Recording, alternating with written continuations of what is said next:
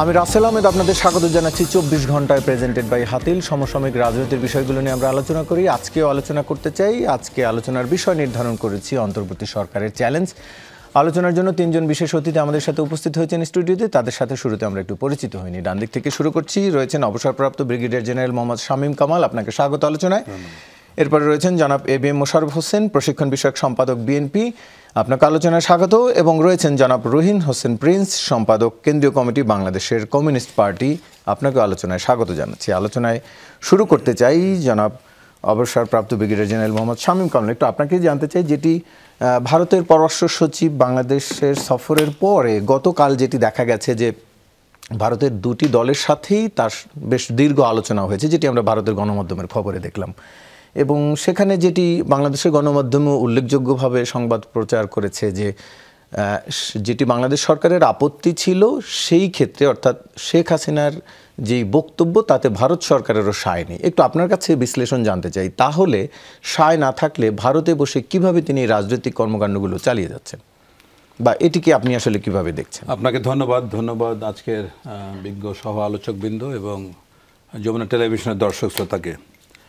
সর্বপ্রথম আমি বলবো যে এটা অত্যন্ত যে আমাদের গত কয়েকদিনের যে অচলায়তন, একেবারেই ডিপ্লোম্যাটিক বা কূটনৈতিক সম্পর্ক ভারত বাংলাদেশে যে তলানিতে পৌঁছেছে, সেখানে গত 10 তারিখের ভারতের পররাষ্ট্র সচিবের ঢাকায় যে ভ্রমণ, এটা অত্যন্ত একটা মানে ইতিবাচক একটা মাইল ফলক হিসেবে কাজ করবে বলে আমি মনে করছি। ভারতীয় বিভিন্ন চ্যানেলে বা ভারতের বিভিন্ন রাজনৈতিক দল, এমনকি ব্যক্তিগত পর্যায়ে বাংলাদেশকে কটাক্ষ করে বাংলাদেশের বিভিন্ন বিষয় নিয়ে অতিরঞ্জিতভাবে যেভাবে প্রকাশ করা হচ্ছে, তাতে কিন্তু একটা খুবই একটা অস্বস্তিকর অবস্থায় এই সম্পর্কটা চলে গিয়েছিল। তো এখানে আসার পরে এটার আউটপুট আমরা যেটা দেখলাম, বাংলাদেশে যে প্রেস ব্রিফ করেছেন বিক্রম মিস্ত্রি, সেটা কিন্তু অত্যন্ত ইতিবাচক। কারণ উনি যেখানে বলেছেন যে কনস্ট্রাকটিভ কিছু করা, নতুনভাবে শুরু করা, এবং এই যে উদ্বেগ এবং উদ্যোগ, এই দুইটাই কিন্তু আপনার ওই উদ্বেগটা কমিয়ে দিয়েছে, কোনো সন্দেহ নেই। এটার আমরা অত্যন্ত ইতিবাচক একটা রিফ্লেকশন আজকে দেখলাম, যখন ভারতের পার্লামেন্টারি কমিটির সামনে আজকে যখন ব্রিফ করছে, 2.5 ঘন্টা ব্যাপী কিন্তু এই ব্রিফিংটা উনি করেছেন। সেখানে কিন্তু সুস্পষ্টভাবে ভারত সরকারের কথাই মনে হয় বলেছেন তিনি, একই ধরনের কথা, এবং সেখানে ডেফিনেটলি হয়তোবা ইন্টোনেশন বা কণ্ঠ, বডি ল্যাঙ্গুয়েজের কিছুটা ডিফারেন্স হবেই, কিন্তু তার কাছে খুবই উদ্গ্রীবভাবে ভারতীয় মানে রাজনৈতিক নেতৃত্ব বা সরকার আশা করেছে বা কি পরিস্থিতি ওখানে আসলে কি আমরা যা শুনছি তার কতটুকু ঠিক।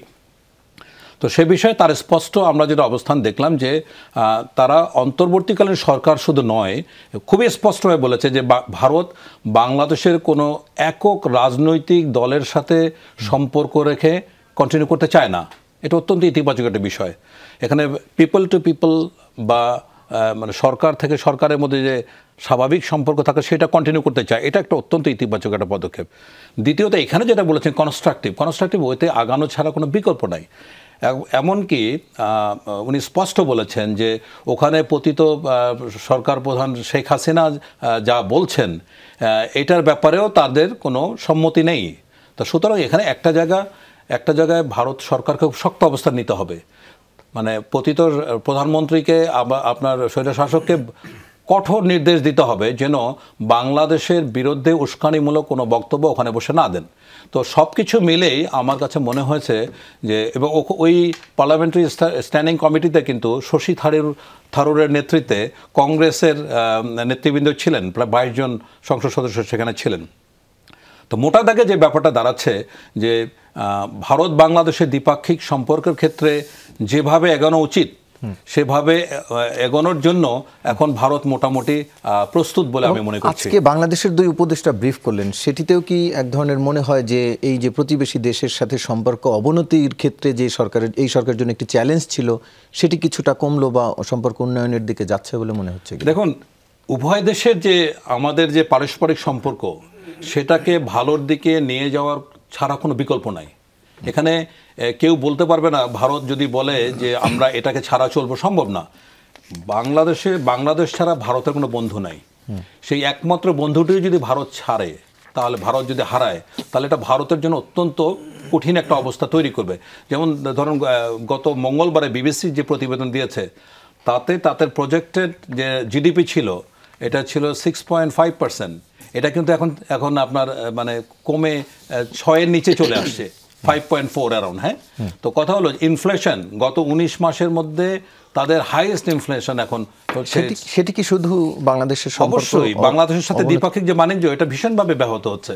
সুতরাং যখন এখানকার ভারতীয় হাইকমিশনার যখন বলেন যে এরা পিপল টু পিপল মানে বহুমাত্রিক সম্পর্ক, সেক্ষেত্রে কিন্তু বহুমাত্রিক সম্পর্কের জায়গাগুলি নষ্ট হয়ে গেছে। যেমন একটা উদাহরণ দেই যে আপনার সকল প্রকার ভিসা অকাতরে বন্ধ করে দেওয়া হচ্ছে ইনডিসক্রিমিনেটলি, এটা তো ঠিক না। আর নোয়িং ফুললি ওয়েল যে বাংলাদেশের অসংখ্য মানুষ যারা অন্ধভাবে ভারতের চিকিৎসা ব্যবস্থা নির্ভরশীল, সেই ক্ষেত্রেও একটি প্রভাব পড়েছে। এরকম বিষয়গুলো যদি ইজাব করতে না যায় তাহলে উভয় দেশ ক্ষতিগ্রস্ত হবে।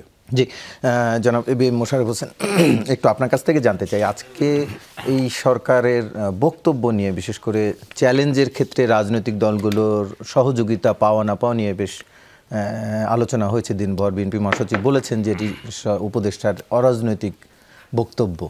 একটু আপনার কাছে জানতে চাই যে সত্যি তো আসলে এই সরকার গঠিত হয়েছে সরকারের নানান দিকগুলো সংস্কারগুলো করার জন্য, নানান অনিয়মগুলো দূর করার নিয়েই তো আসলে সবার চাওয়া ছিল, আপনাদেরও চাওয়া রয়েছে। সেই কাজের মধ্যে যদি আপনারা বারবার নির্বাচন চান, সেটিও কি কাজের জন্য এক ধরনের বাধা তৈরি করে কিনা? আসলে ধন্যবাদ আপনাকে, ধন্যবাদ আমার প্রিয় আলোচক। আসলে আমরা কি বলেছিলাম, আমরা তো অবশ্যই সংস্কার চাই, কিন্তু আমরা বলেছি একটা যৌক্তিক সময়, অর্থাৎ আমরা একটা রূপরেখা চেয়েছিলাম, একটা শিডিউল চেয়েছিলাম যে আপনি কি কাজটা কখন করতে চান তার একটি রূপরেখা আপনি বলেন। কিন্তু ওনারা সেটা বলছে না কেন? ওনাদের সমস্যাটা কোথায়? বরং ওনারা যদি মনে করে যে আমার সংস্কার করতে এতদিন দরকার, আপনি তখন রাজনৈতিক দলগুলিকে অভিযুক্ত করতে পারেন যে তারা সেই সময় পর্যন্ত অপেক্ষা করছে কিনা। কিন্তু আপনি দীর্ঘ 4টা মাস, অর্জনটা কি আপনার? কি অর্জন আপনার?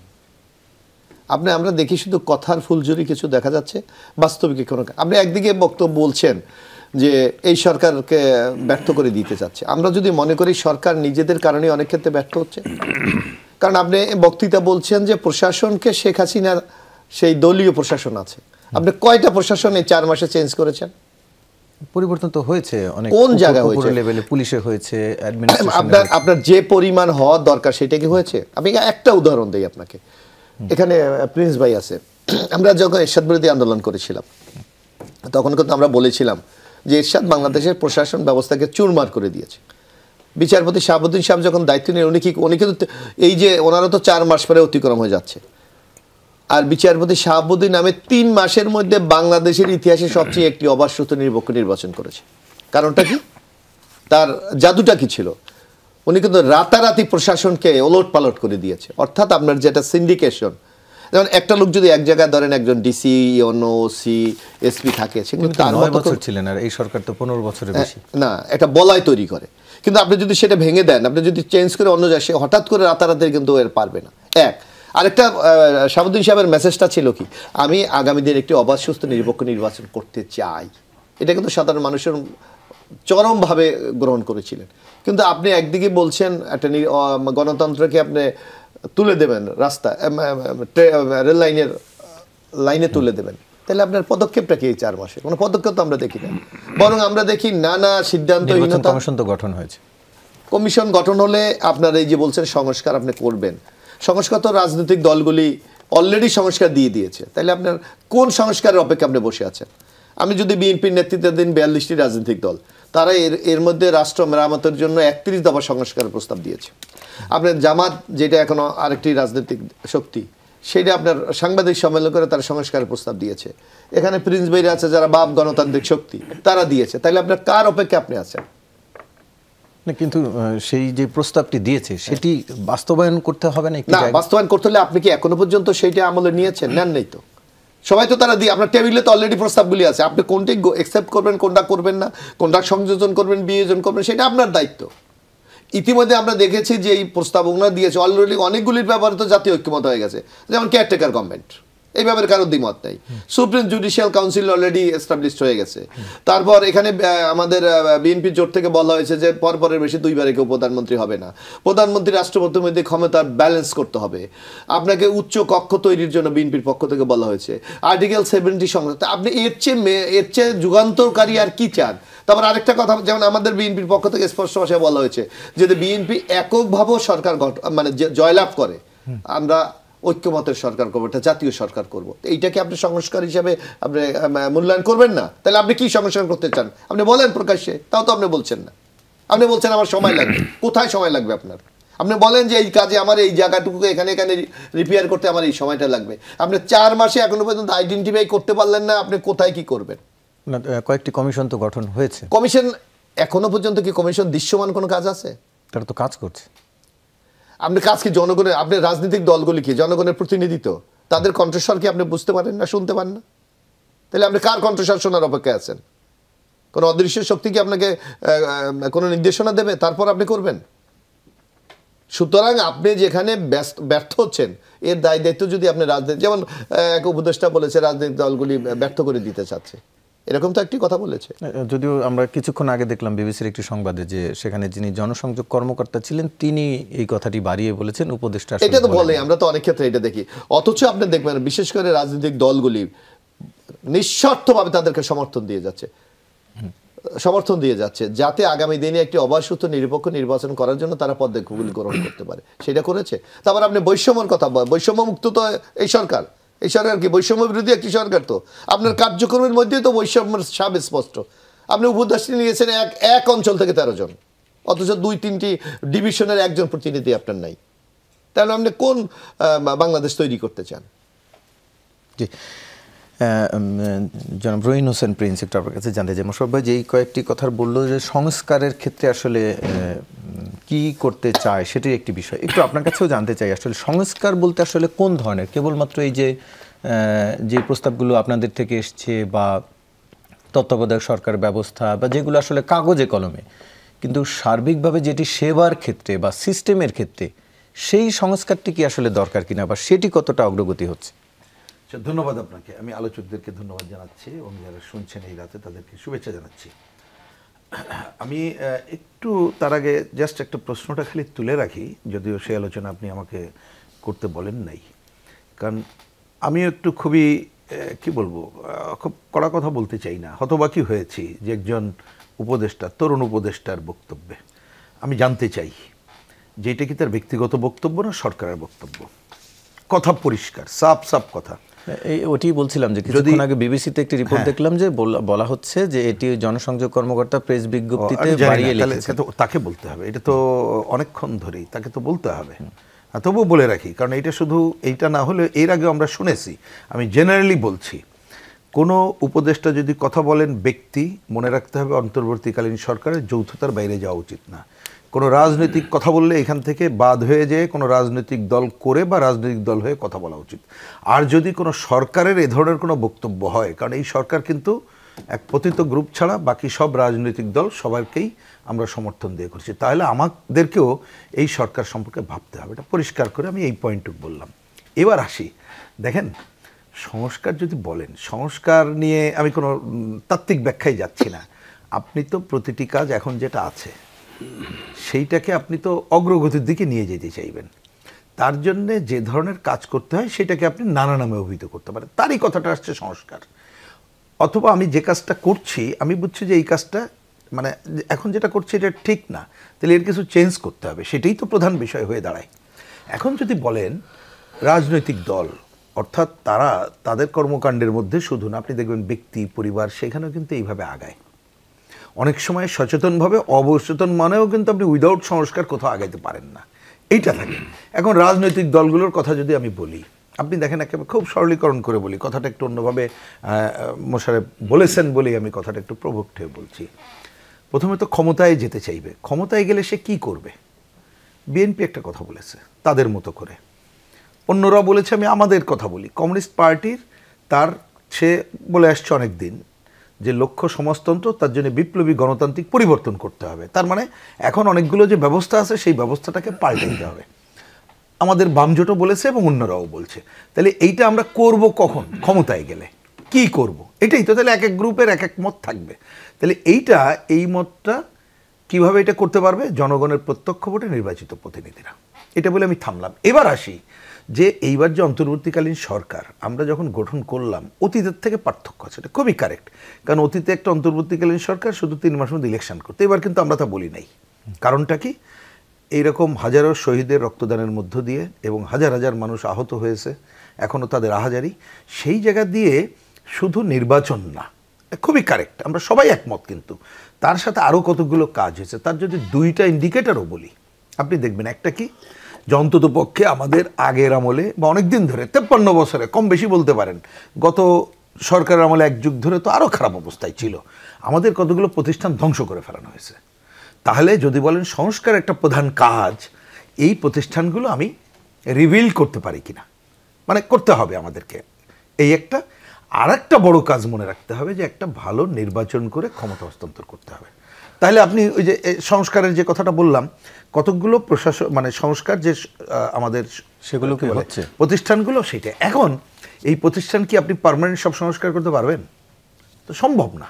আপনি যদি বলেন অর্থনীতির তো আগে দৃষ্টিভঙ্গিটা কি হবে, আপনি কোন ধরনের অর্থনৈতিক ব্যবস্থা চান, এটা নিয়ে তো অনেক ধরনের বিতর্ক হবে, সেইটা আপনি তো কাল পরশু পারবেন না।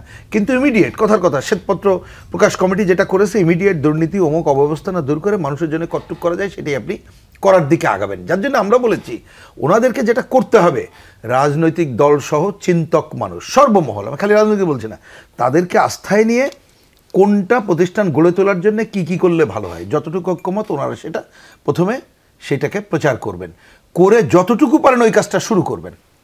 ক্লিয়ার? সমাপ্ত করলে কত বছর লাগবে? এটা তো 20, 25, 50 আরও লাগবে।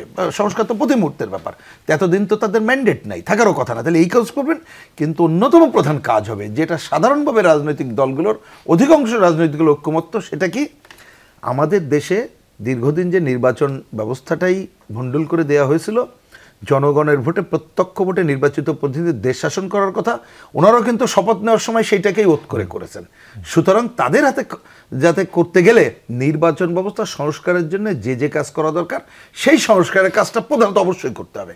ধরুন নির্বাচন ব্যবস্থার পুরো সংস্কার, নির্বাচন কমিশন সহ তারা যেটা করবে সেইটা একটা, আপনি একটা পুলিশ প্রশাসনের করতে হবে, জনপ্রশাসন করতে হবে, বিচার বিভাগের কাজটা করতে হবে, আর অন্য কাজগুলো শুরুর কাজ করতে হবে।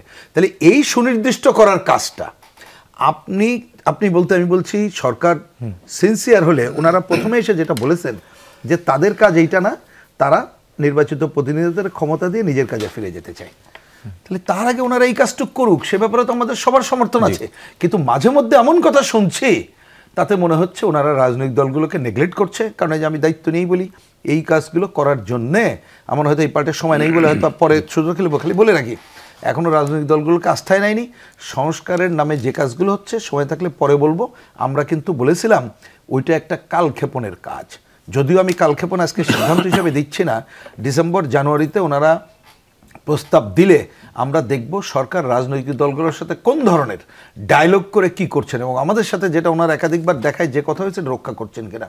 রক্ষা করলে একরকম, রক্ষা না করে আমরা যদি দেখি এটাকে কালক্ষেপণ, টাইম কিল করার জন্যে, কিংস পার্টি করার জন্যে, বা বাংলাদেশকে যে রাজনৈতিক দলগুলো আমরা দীর্ঘদিন ধরে যে মানে তৈরি তো করা হয়েছিল শেখ হাসিনার বিরুদ্ধে, তারপরে না আন্দোলন আপনি জুনে যেয়ে করতে পারছেন। একটা যদি আন্দোলনের ক্ষেত্র তৈরি না হতো, তাহলে 1 মাস 5 দিন আমার ধারণা কোনো বেয়াকুব বিশ্বাস করবে না যেটা হইতো। তাহলে সেই জায়গাটিতে আমরা এই সরকারের প্রকৃত ভূমিকা দেখতে চাই। সেইটা না হলে কিন্তু এইটা আমরা দেখি জনগণের সামনে গণঅভ্যুত্থানও প্রশ্নবিদ্ধ হবে, আমাদের যে তরুণ যাদের কথা বলছি তারাও প্রশ্নবিদ্ধ হবে, এবং নানা অপশক্তি সেই সুযোগটা নেবে। আমরা আবারও আলোচনা করি। ব্রিগেডিয়ার জেনারেল মোহাম্মদ, অবসরপ্রাপ্ত ব্রিগেডিয়ার জেনারেল মোহাম্মদ শামীম কামাল, একটু আপনার কাছে জানতে চাই, যেটি প্রিন্স ভাই বলছিলেন কিছুক্ষণ আগে, যে তাদের কর্মসূচি বা কর্মপদ্ধতি প্রমাণ করবে যে কিংস পার্টির পদ্ধতি কোনো দল গঠন করতে যাচ্ছে কিনা বা সেরকম কিছু কিনা। আমরা দেখছি যেটিকে আসলে বলা হচ্ছে, এখন পর্যন্ত শিক্ষার্থীদের পক্ষ থেকে একটি রাজনৈতিক দলের ইঙ্গিত পাওয়া যাচ্ছে, জাতীয় নাগরিক কমিটি। এই প্রক্রিয়াটিকে আপনি কিভাবে দেখছেন? এবং এর সাথে এর আগেও তো বাংলাদেশে অনেক অনেক দল গঠন হয়েছে, এখন পর্যন্ত অনেকগুলো দল আমাদের রয়েছে, নিবন্ধিতই অনেকগুলো। এর আগের দলগুলোর সাথে এই দলের কোনো পার্থক্য দেখছেন কিনা? না, অবশ্যই আগের থেকে একটা মৌলিক পার্থক্য তো রয়েছে। দেখুন, কিংস পার্টি হয় কখন? যখন একটা দলীয় সরকার ক্ষমতায় থাকে, হ্যাঁ, এবং এটাকে বিভিন্নভাবে তাকে পেট্রোনাইজ করা হয়। আমি এমনও গল্প শুনেছি যে একটা বিশেষ গোয়েন্দা সংস্থার তত্ত্বাবধানে একটা কিংস পার্টি দাঁড় হয়ে গেল, তো ওই পার্টির একজন সদস্য আমাকে বললো যে কয়েকদিন পরে দেখলাম নেতৃত্ব সব কিছু উধাও হয়ে গেল। শুরু করলো একভাবে, গেল আরেক দিকে। কথা হচ্ছে যে এখন কিন্তু একটা মানে সবার জন্য উন্মুক্ত একটা প্ল্যাটফর্ম, এখানে যে কেউ আসতে পারে, মোস্ট ওয়েলকাম। এখানে একাধিক গণতান্ত্রিক দল আসুক, সেটাকে আমরা ওয়েলকাম করব। এখন বৈষম্য বিরোধী ছাত্র আন্দোলনের নেতৃত্বে যে নাগরিক কমিটি হচ্ছে বা এই ধরনের কোনো রাজনৈতিক দল, মোস্ট ওয়েলকাম। এখানে মানুষের কাছে তারা ওপেন, তাদের ম্যান্ডেট নিয়ে যাবে। কিন্তু কথা হলো যে ম্যান্ডেট নিয়ে যে কর্মসূচির মাধ্যমে আন্দোলন হয়েছে, তা সেটার পরে জন আকাঙ্ক্ষাটা কী? মানে গত স্বাধীনতার পর থেকে যে রাজনৈতিক দলগুলি বাংলাদেশের ক্ষমতায় আসছে, সবাই, মানে কোনো দলকে আমি এককভাবে বলছি না, কোনো দলই কিন্তু সাধারণ মানুষের জন আকাঙ্ক্ষা বাস্তবায়ন করতে পারেনি। আমার সাথে প্রিন্স ভাই খুবই একমত হবেন, এটা আমি জানি। বিকজ সাধারণ জন আকাঙ্ক্ষা এবং রাষ্ট্র ক্ষমতা যারা থাকেন, তাদের মধ্যে একদম এক সমুদ্র বিস্তর গ্যাপ থাকে। এবং দেখেন, বাংলাদেশের রাষ্ট্রীয় স্বার্থ, জাতীয় স্বার্থ নির্লিপ্তভাবে, নির্বিকারভাবে, এবং আমি জানি না এটা দেশাদ্রোহী পর্যায়ে না গেলে এভাবে নির্লজ্জের মতো জাতিসত্ত্ব বিক্রি করে দেওয়ার কোনো কথা না। বাংলাদেশের স্বাধীনতার পর যে দলগুলি ক্ষমতা আসে, তারাই কিন্তু এই কাজটা করেছে। এবং ভারতের সাথে বাংলাদেশে আজকে যে প্রবলেমগুলো হচ্ছে, তার কারণ হচ্ছে আমরা ভারতকে কখনো বুঝতে দেইনি যে ইট মারলে পাটকেলটি খেতে হয়। তো এখন এই মানে হেইডি অ্যান্ড টফলার এক দম্পতি আছেন যারা ওয়ার, এন্টি ওয়ার এই নিয়ে ওয়ার স্ট্র্যাটেজি নিয়ে লেখালেখি করেন। ওনাদের একটা কথা হচ্ছে যে 21 শতকের মূর্খ তারা নয় যারা শুধু লিখতে এবং পড়তে পারে না, 21 শতকের মূর্খ হচ্ছে তারা যারা আনলার্ন করতে পারে না। মানে যা তার মগজে আছে এটা ঢেলে বের করে দিতে হবে, আবার নতুন করে রিলার্ন করতে হবে। এখন বাংলাদেশের রাজনৈতিক প্রেক্ষাপট এমন একটা তৈরি করেছে, এখানে আনলার্ন করার সুযোগ আছে। নতুন রাজনৈতিক দল যতগুলি আসবে ততগুলিকে আমরা ওয়েলকাম করব। এবং একই সাথে ভারতেরও ওইভাবে আনলার্ন, ওই জুলাই বিপ্লবের পরে যে বাংলাদেশ যে ভারতের অকৃত্রিম রাষ্ট্র, সেই অবস্থান কিন্তু এখন নাই। যে চশমা দিয়ে যে দর্শনে ভারত বাংলাদেশকে দেখতো, সেটা কিন্তু পরিবর্তন হয়েছে। পাবলিক পারসেপশন এখন ভারতের বিরুদ্ধে চলে গেছে। পাবলিক পারসেপশনে কিছুটা চেঞ্জ হয়েছে বলে মনে করেন। জনাব এবিএম মোশাররফ হোসেন, একটু আপনার কাছ থেকে জানতে চাই, বিআইজিডি ব্র্যাকের একটি জরিপ আজকে আমরা দেখলাম, জরিপের ফল। সেখানে বলা হয়েছে 16% মানুষ বিএনপিকে সমর্থন করে, 11% জামায়াত ইসলামীকে, 9% আওয়ামী লীগকে, আর শিক্ষার্থীদের নতুন কোনো দল আসলে তাদেরকে 40% মানুষ ভোট দেবে বলে তাদের জরিপে উঠে এসেছে। একটু আপনার মন্তব্য জানতে চাই। না, একটা জরিপ তো এখন কোন মেথড তারা ব্যবহার করেছে, কোন পদ্ধতিতে তারা ডাটা কালেক্ট করেছে, এটা হলো রিসার্চের বিভিন্ন মেথোলজি আছে, তার উপর ডিপেন্ড করে। এখন এরা কোন মেথোলজি ব্যবহার করেছে আই ডোন্ট নো, আমি এটা জানি না। তবে বাংলাদেশের বর্তমান যে প্রেক্ষাপটে যেটা বোঝা যাচ্ছে, তাদের এই যে জরিপ, এটা খুব বিশ্বাসযোগ্য আছে বলে আমার কাছে মনে হয় না। বিশ্বাসযোগ্য আমার কাছে মনে হয় না। কারণ এখন বাংলাদেশে আপনি যদি একেবারে যদি আপনি সাদা চোখে দেখেন, এখন বাংলাদেশে বৃহত্তর রাজনৈতিক দল কোনটা? সবাই স্বীকার করবে বিএনপি সবচেয়ে বড় রাজনৈতিক দল। তো তার ভোট কি মাত্র 16%? আওয়ামী লীগের দীর্ঘ দুঃশাসন, নির্যাতনের পরও তো বিএনপি 30% উপর ভোট পেয়েছে। তো এখন কি দেশের এমন অবস্থা খারাপ হয়ে গেছে বিএনপি মাত্র 16% নেমে এসেছে? সুতরাং আমি মনে করি এটার মোটিভেটেড, এটার খুব একটা গ্রহণযোগ্য আছে বলে আমার মনে হয় না। আর বলেছে ছাত্ররা যদি রাজনৈতিক দল গঠন করে, ছাত্ররা কি কোনো রাজনৈতিক দল গঠন করেছে? এখন পর্যন্ত করে নাই। আরেকটু ব্যাপার, এখানে একটা নৈতিকতার ব্যাপার আছে। আপনি এখানে একটা বৈষম্য মুক্ত বাংলাদেশ তৈরি করবেন, এইটা হলো আপনার মূল কিন্তু কমিটমেন্ট জাতির কাছে। এখন আপনার বৈষম্য বিরোধীরা কিন্তু অলরেডি গভর্নমেন্টে ঢুকে গেছে, তাদের 3 জন উপদেষ্টা আছে, বিভিন্ন জায়গায় তারা কিন্তু ইন্টারফারেন্স করছে। এখন তাদেরকে কি আপনি যে কথাটি ব্রিগেডিয়ার সাহেব বলেছে, যে আপনি কি কিংস পার্টির মতো কি আরেকটা পার্টি তৈরি করতে চাচ্ছেন বাংলাদেশে? এইটাও কিন্তু আপনার বাংলাদেশের জনগণের কাছে স্পষ্ট করতে হবে, নাগরিকদের কাছে স্পষ্ট করতে হবে যে আপনার উদ্দেশ্যটা কি। আপনি কি সবার জন্য সমান্তরাল মাঠ তৈরি করবেন, নাকি আপনি কাউকে বিশেষ সুবিধা দেবেন? এইটাও কিন্তু আপনার একটা আগামী দিনে আমার মনে হয় এই ডক্টর ইউনূস সরকারের সবচেয়ে বড় একটা চ্যালেঞ্জ হিসাবে দেখা দেবে। সেটি তো তারা বলছে যে সবার জন্য সমান সুযোগ থাকবে। কিভাবে সমান সুযোগ দেবে? আপনি গভর্নমেন্টের থেকে যদি আপনি দল করেন, সেটাকে সমান সুযোগ হবে? আচ্ছা, হবে? এই যে এখন আমাদের বৈষম্য বিরোধী ছাত্র, আমরা কি জানি, ছাত্ররা তো সাধারণত একটা নির্দিষ্ট অর্থের মধ্যে দিয়ে আমরা তো ছাত্র ছিলাম, প্রিন্স ভাই ছাত্র, আপনিও ছিলেন, আমরা তো একটা নির্দিষ্ট বাজেটের মধ্যে আমরা চলি। এখন তারা যেভাবে সারা বাংলাদেশ ঘুরে বেড়াচ্ছে, অর্থের উৎসটা কোথায়? সেটি তারা বিভিন্ন সময় বলেছে যে বিভিন্ন জন ব্যক্তিগতভাবে তাদেরকে সহায়তা করছে, নিশ্চয়ই তো উদ্দেশ্য আছে, গাড়ি দিয়ে, অর্থ দিয়ে, নিশ্চয়ই তো উদ্দেশ্য আছে। যে সুতরাং আপনাকে এখানে মূল বিষয়টা হলো যে আপনার মূল যে কমিটমেন্ট, আপনি একটা বৈষম্য মুক্ত বাংলাদেশ তৈরি করবেন, সেখানে যদি আপনি অঙ্গীকারাবদ্ধ না থাকেন, তাইলে আপনার এই ভূমিকা নিয়ে কিন্তু একসময় প্রশ্ন দেখাই দেবে। যার কারণে এই জরিপ টরিপ এগুলি কোনো ব্যাপার না। আমরা মনে করি যে বাংলাদেশের মানুষের যে প্রত্যাশা, বাংলাদেশের মানুষ চায় একটা গণতান্ত্রিক বাংলাদেশ, আর সেই গণতান্ত্রিক বাংলাদেশের দিকে এগোতে হলে আপনাকে একটা অবাধ, সুস্থ, নিরপেক্ষ নির্বাচন করতে হবে। কারণ বাংলাদেশের মানুষ বিগত 15.5 বছর ভোট দিতে পারে নাই। এই ভোট দেওয়ার যে একটা তৃষ্ণা, তার মধ্যে একটা আকাঙ্ক্ষা, এই আকাঙ্ক্ষাকে যদি আপনি বাস্তবে রূপ দিতে না পারেন, তাইলে আপনি যতই থিওরি দেন, যতই বৈষম্য মুক্ত স্লোগান দেন, বাংলাদেশের মানুষ এটা অ্যাকসেপ্ট করবে না। আপনাকে ওই দিকে এগিয়ে যেতে হবে। আরেকটু কথা, আমরা যে কথাটি একটু আমি প্রিন্স ভাইয়ের বক্তব্যে সাবলিমিটারি করতে চাই। আপনি দেখবেন আমাদের অনেক জায়গা আছে যে আমরা সহজে মানে সংস্কার আমরা করতে পারি। এই যে দেখেন, আমরা জানি যে আমাদের নির্বাচন কমিশন যে এটা একটা ডাটাবেস সিস্টেম আছে, অর্থাৎ যাদের বয়স 16 তাদেরকে কিন্তু অলরেডি ডাটা আপনি নিয়ে নিচ্ছেন আগে থেকেই। তাহলে যারা যদি 18 হয়ে যায়, 18 হলে আমরা ভোটার হয়ে যাবে, তারা অটো কিন্তু ভোটার হয়ে যাচ্ছে। তাহলে হয় আপনাকে দীর্ঘদিন আমার সময় নেওয়ার দরকার কি? আমার তো মিনিমাম মোর দ্যান 1 মান্থ হলে আমার এটা পক্ষে সম্ভব। এটা প্রযুক্তি অলরেডি আপনার কাছে, সব ডাটা আপনার কাছে আছে। হ্যাঁ, যদি কেউ ভোটার লিস্ট থেকে বাদ পড়ে, সেখানে তো বিশেষ ব্যবস্থা আছে, প্রতিনিয়ত ভোটার হচ্ছে। সেখানে তো ঢাকাতে একটা বিশেষ সেন্টার আছে, যারা বাইরে থাকে বা কোন উপজেলাতেই আছে, হ্যাঁ সব জায়গায় আছে। সুতরাং আপনি এই যে সময় ক্ষেপণের যে নানা কৌশল, এইগুলি কিন্তু জনমতে আপনার স্বচ্ছতা সম্পর্কে কিন্তু প্রশ্ন দেখা দিচ্ছে এখন।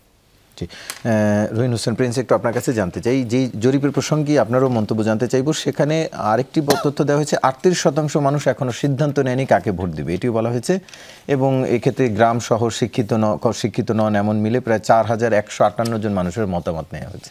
কতটা জনমতের প্রতিফলন উঠে এসেছে বলে মনে করেন? আচ্ছা, আমি একেবারে পিন পয়েন্টে বলি। প্রথমত, পুরো রিপোর্টটা দেখলে হয়তো আরও ভালো মন্তব্য করা যেত। 1, 2 নম্বর, এটা মনে রেখেন যে জরিপগুলো অনেক সময় যে জনগোষ্ঠীর মধ্যে হয়, তাতে কোনো পয়েন্টে প্রতিফলনটাই হয়তোবা যথাযথ হয়, অনেক সময় হয় না। এগুলো বিবেচনা রেখে করতে হয়। যেমন একটা বলি, আপনি এইখানে আলোচনা ভোটের পয়েন্টটা আনলেন, ওইটা দেখে যদি আমার প্রতিক্রিয়া যদি বলতে পারেন, ব্যক্তিগত প্রতিক্রিয়া বলি, একটা দেখবেন যে লেফটদের কোনো আলোচনাই নাই, হয়তো প্রশ্ন ছিল না, না হতে পারে, সেটা নিয়ে আমি বলছি না। কিন্তু আমি ওইটাকে এইভাবে নিতে চাই যে, যেটা আমাদের ব্রিগেডিয়ার সাহেব এই যে কথা বলেছেন, আমি আগেও বলেছি যে অ্যাকচুয়ালি নানাভাবে যারা ক্ষমতায় ছিল আমরা করতে পারিনি, রাজনৈতিক দলগুলোর প্রতি একটা অনীহা যে আছে, আমি সেইটাকেই নিতে চাই ইন পজিটিভ সেন্স, আমাদের আত্মসমালোচক। 1, এবার আমি চারটে ইন্ডিকেটরের কথা আমি গুরুত্ব দিতে চাই। আপনি দেখবেন একটা ইন্ডিকেটর হচ্ছে মানুষ সংকট, অন্যতম প্রধান সংকট 67%, তারা বলেছে অর্থনৈতিক সংকটটা প্রধান, দ্রব্যমূল্য, কাজকর্ম নাই, ব্যবসা বাণিজ্য। তাহলে আপনি গুরুত্ব দিলে এইটা দেন। গুরুত্ব আপনাকে কোনটা দিতে হবে? আপনি দেখেন বলছে 44% মানুষ তারা ভোট দেবে না, বলছে তো ডেঞ্জারাস। তার মানে আমি কিন্তু এই 4 মাসে একটা আবহাওয়া তৈরি করতে পারলাম না। এটা তো আমি বলবো যে আমাদের ব্যর্থতা মানে সরকার সহ, আমরা সহ আমাদের ব্যর্থতা, এটা বিবেচনা নিতে হবে। আচ্ছা, এরপরে হচ্ছে যেটা আপনি বলেছেন, এটাও তো 38% মানুষ দিচ্ছে না। ওইটাকে আমি গুরুত্ব দিই এই কারণে যে তার মানে মানুষ কিন্তু চিন্তা করছে, আচ্ছা ঠিক আছে, দেখি ভোট হোক, কে কি চায়, কার কি ভূমিকা। এইটাকে আমি পজিটিভ অর্থে নিতে চাই যে এখনো পর্যন্ত তারা সিদ্ধান্ত নেয়নি। ওইটা 38 হোক আর ভুল হোক, শুদ্ধ হোক, একটা বিরাট অংশ চাচ্ছে না, এইটাকে আমি দিতে চাই। কিন্তু এই সরকারের জন্য আর একটা ইন্ডিকেটর ভালোভাবে দেখা দরকার। আপনি দেখবেন আগের মাসে যেসব তাদের গুরুত্ব ছিল, এই যে মাসে এটা প্রকাশ করা হলো, সব ইন্ডিকেটর কিন্তু কমেছে, এবং আস্থার জায়গাতে 8% মানুষের আস্থাটা কমেছে।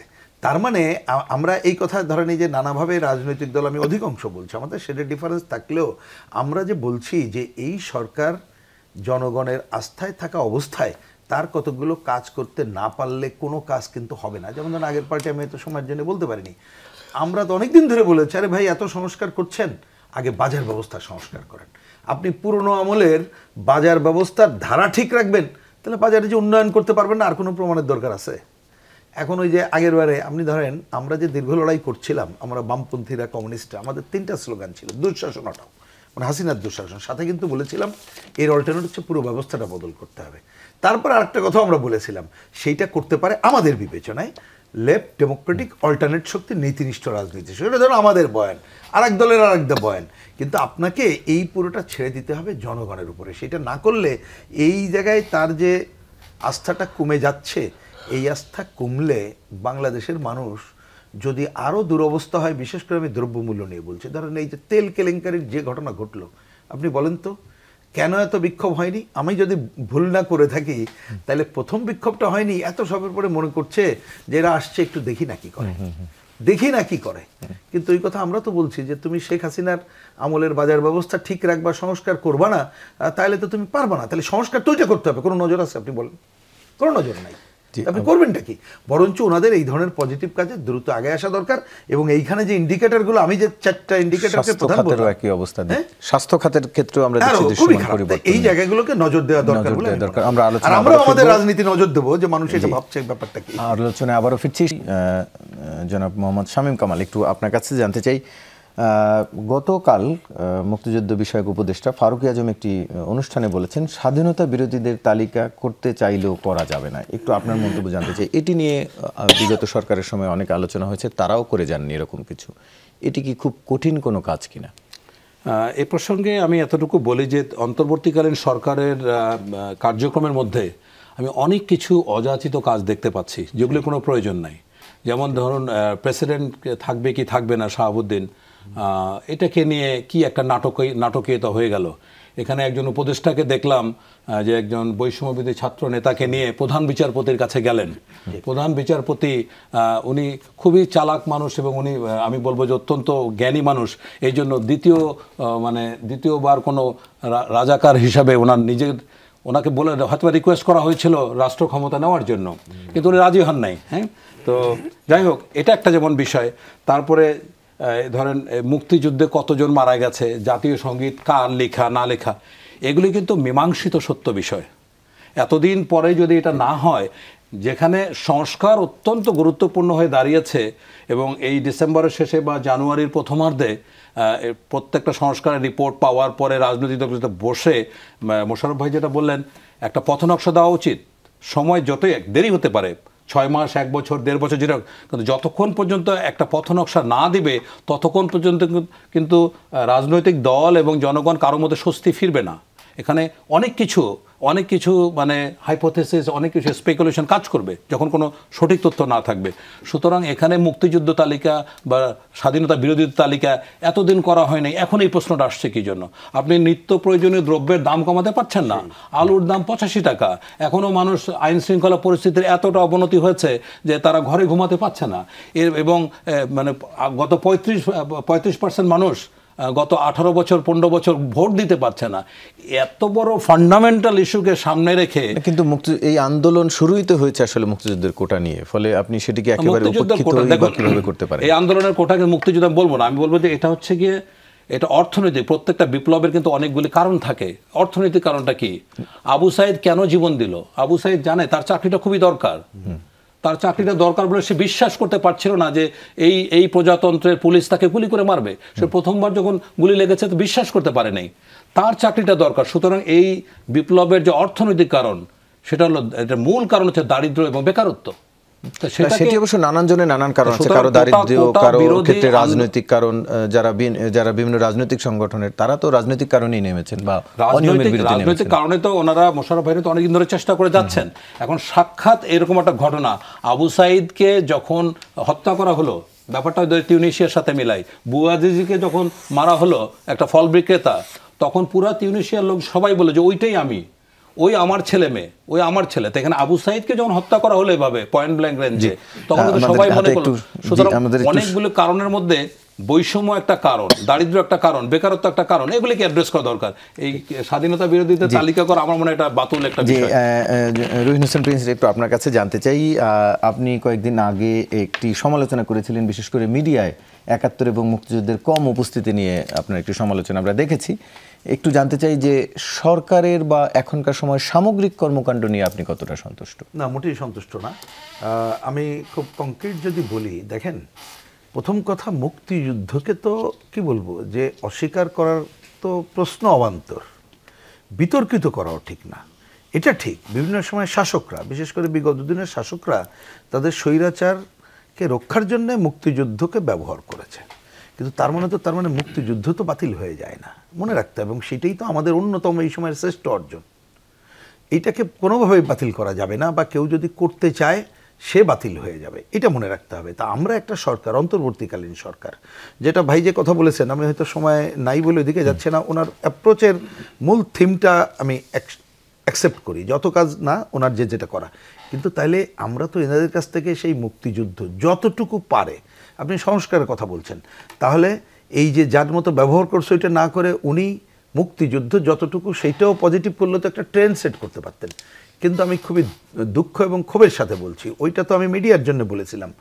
আমি এবার দেখলাম যে ওনারা বিজয়ের এইটা কি বলে, এই যে প্যারেড যেটা করে ওইটাকে বাতিল করলেন, এবং ওইটা আলোচনা করা যাবে না। এবং আরও মনটা খারাপ কেন জানেন, যিনি এই উপদেষ্টা, এই দায়িত্ব, আপনি ইতিহাস একটু দেখলে দেখবেন, চট্টগ্রামে যে বিজয় মেলা শুরু হলো, শুরুতে এটা কিন্তু বাংলাদেশে তো প্রথমে একটা বেসরকারি আইডিয়া থেকে হয়েছে, উনি কিন্তু তার আহ্বায়ক ছিলেন। তো ওনাকে তো সেই কারণে আমরা রেসপেক্ট করি, উনি অনেক সিনিয়র, ওনার মতো মানুষ থাকে এটা আশা করি নাই। তাই এই যে যেটা করছে এটা কোনো ভালো খবর না, এটার সিগন্যাল খারাপ যাচ্ছে। এখন উনি এই জায়গায় যদি বলতে পারে আমি এই বিতর্ক করবো না, তো মুক্তিযুদ্ধের বিতর্ক কেন আমি বানাবো? বরঞ্চ অন্যরা যেটা বিতর্ক করছে ওইটাকে বাদ দিয়ে উনি যে এত সংস্কারের কথা বলছেন, তাহলে মুক্তিযুদ্ধের প্রকৃত ফ্যাক্ট যেটা বলে সেই তথ্যটা দিলেই তো হয়ে যায়।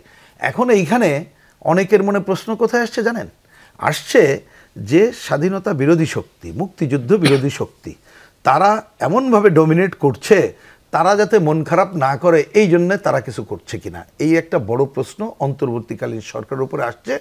এটা যদি সত্যি হয়ে থাকে, এর কিন্তু দায় দায়িত্ব এই অন্তর্বর্তীকালীন সরকারের উপরে পড়বে, এবং তার কাছ থেকে আমরা যে পজিটিভ কাজ চাই, সংস্কারের কাজ, নির্বাচনের কাজ, এবং এই সংকট দূর করে সামনে আগাক, সেইটাও কিন্তু ক্ষতিগ্রস্ত হবে, এটা মনে রাখতে হবে। সুতরাং আমি মনে করি এখনও সময় আছে অন্তর্বর্তীকালীন সরকার। আর এটা খুবই, আমি কোনো বেশি আর আলোচনা করতে চাই না। দেখেন, এর আগে তো ছিল প্রত্যেকটা পত্রিকা প্রতিদিন কি কি ঘটেছিল, জাস্ট তথ্য তুলে দিলে হয়ে যায়। আমি প্রসঙ্গক্রমে আরেকটা এটাই বলি শেষ করি। ধরেন এর আগে আপনি যদি বলেন হাসান হাফিজুর রহমান সাহেবের, ওনার তো মুক্তিযুদ্ধের খণ্ডবলি ছিল।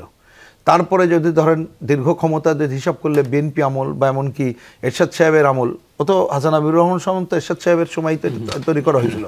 এইখানে কিন্তু মেজর পরিবর্তন নাই, একটা জায়গায় খালি বিতর্ক ছিল, সেটা হচ্ছে ওই যে মুক্তিযুদ্ধের বয়ান বাইটাই। তাহলে একটা খণ্ডের কয়েকটা জায়গা ছাড়া এই কাজগুলো তো রেডি আছে, তা আপনি সেইগুলো তো প্রচার করার মধ্য দিয়ে থাকতে পারতেন। তা আপনি ফ্যাক্টটা প্রচার করবেন না কেন? স্বাধীনতা বিরোধী শক্তি নাম আসবে এই জন্য? নো, এটা ঠিক না।